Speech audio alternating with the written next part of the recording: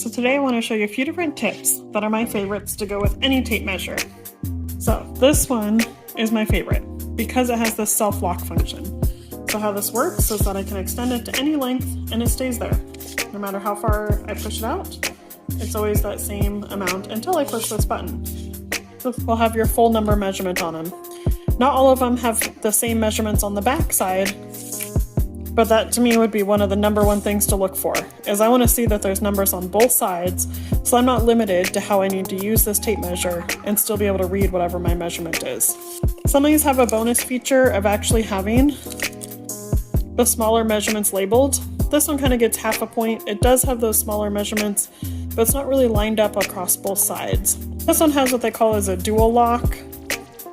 But when you push it out, you can push this button on the bottom and it'll freeze, kind of like the self-locking, but as soon as you let go, it sucks back in. It also does have the full locking feature, like a classic tape measure. If you're measuring somewhere that needs a corner, you would bend the tape measure and try and measure right into that spot. And you're like, trying to approximate right there.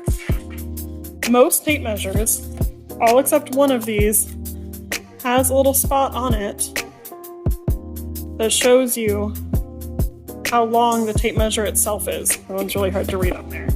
This one is the one that does not actually have that measurement on there. Even this one has it hidden right down here. 2 inches.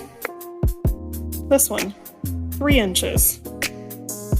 This one, 3.5 inches. For the record, this one is 3 5/8. Very hard to see. So the idea is that you can butt this right up against the edge that you're trying to measure and measure across. And when you look down, you're like, okay, 7 inches plus my 3 5/8. That distance is 10 5/8. Much more accurate way to measure and can be really helpful. So tape measures have tons of uses. Hopefully those are a couple new tips that maybe you haven't heard of before. And again, this is my favorite. Go look for this one. That self-locking.